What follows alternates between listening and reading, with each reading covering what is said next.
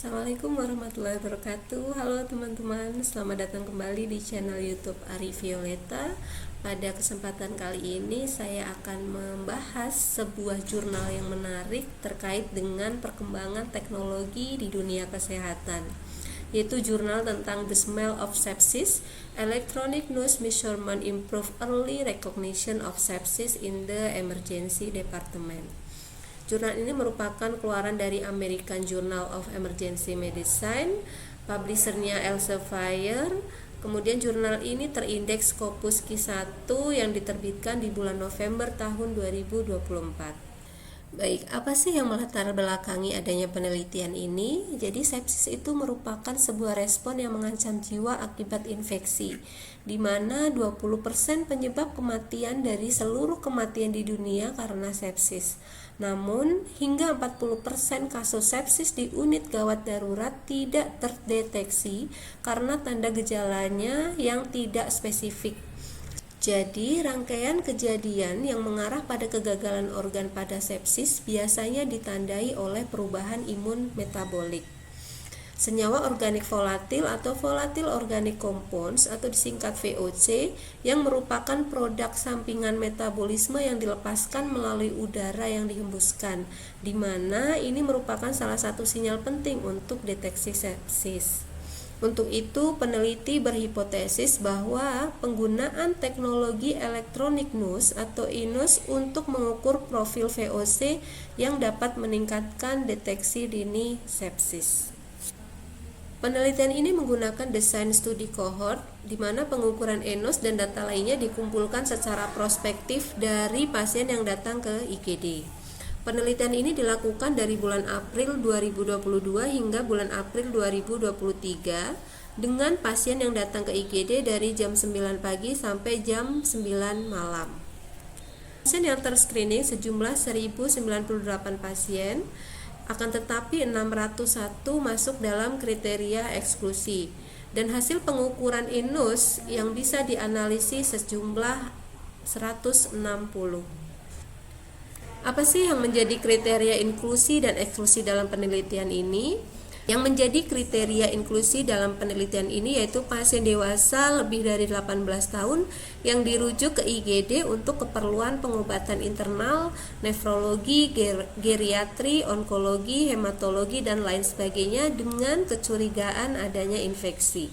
Untuk kriteria eksklusinya sendiri yaitu pasien dalam kondisi hamil atau memiliki satu atau lebih kontraindikasi untuk penggunaan e-nose, seperti dicurigai adanya pneumotorak, kemudian operasi torak 1 minggu sebelum masuk IGD, pasien dengan muntah, kemudian luka di atau sekitar mulut dengan perdarahan aktif, pasien dengan intoksikasi alkohol, dan ketidakmampuan mengikuti instruksi.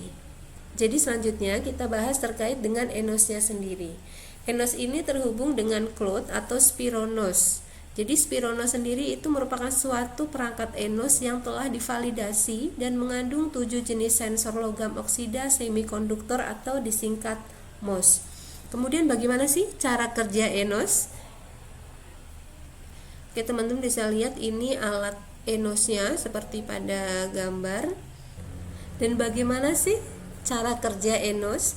Yang pertama, pengumpulan nafas. Pasien menghembuskan nafas ke perangkat e-nose.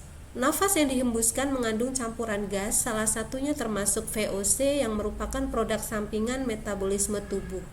Kemudian yang kedua, deteksi oleh sensor MOS. Sensor MOS tadi adalah sensor logam oksida semikonduktor. Jadi e-nose ini dilengkapi dengan sensor MOS yang peka terhadap berbagai jenis gas. Sensor ini mendeteksi VOC berdasarkan perubahan resistensi listrik logam oksida ketika VOC diabsorpsi ke permukaan sensor. Selain nafas pasien, e-nose juga mengukur VOC dari udara sekitar pasien. Jadi untuk membedakan VOC yang berasal dari tubuh pasien dan dari lingkungan sekitar pasien. Kemudian langkah yang ketiga yaitu analisa pola VOC. VOC yang dihasilkan oleh tubuh dapat berbeda tergantung pada kondisi kesehatan seperti infeksi atau sepsis. Sensor e-nose mengenali pola kombinasi VOC yang khas pada sepsis atau kondisi lainnya. Kemudian data dari sensor MOS diolah menjadi pola numerik atau grafik yang mewakili campuran VOC tertentu.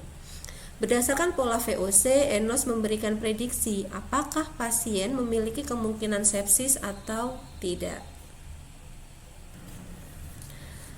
Untuk hasil penelitian ini menunjukkan bahwa ENOS mampu menunjukkan deteksi sepsis, di mana dari hasil analisa utama dengan area under the receiver operating characteristic atau AUROC sebesar 0,78 atau 95%, di mana sensitivitasnya 72%, spesifitasnya 73% dan akurasi keseluruhan sejumlah 73%. Dengan area under the receiver operating characteristic atau AUROC sebesar 0,78 atau 95%, di mana sensitivitasnya 72%, spesifitasnya 73% dan akurasi keseluruhan sejumlah 73%. Dan model validasinya AUROC-nya sebesar 0,83% atau 95%, sensitivitasnya 71%, spesifitasnya 83% dan akurasi keseluruhannya sejumlah 80%. Jadi keunggulan teknologi ENOS ini yang pertama cepat, hasil yang diperoleh dalam waktu singkat sehingga mempercepat deteksi dini adanya sepsis. Kemudian ini merupakan tindakan non-invasif di mana kita tidak perlu memerlukan pengambilan sampel darah atau cairan lainnya dari pasien.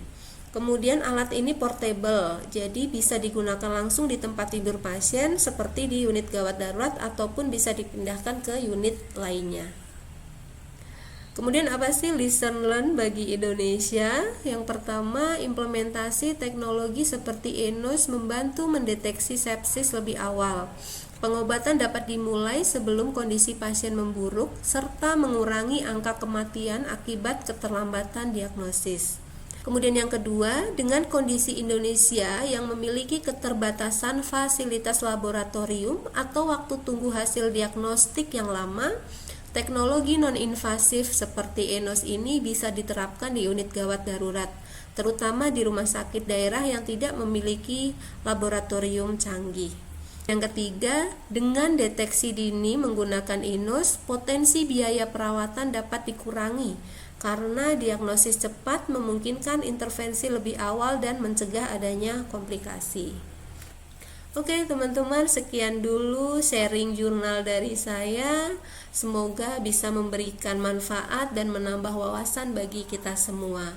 Jangan lupa like, komen, dan subscribe channel YouTube Ari Violeta. Sampai jumpa di video selanjutnya. Wassalamualaikum warahmatullahi wabarakatuh.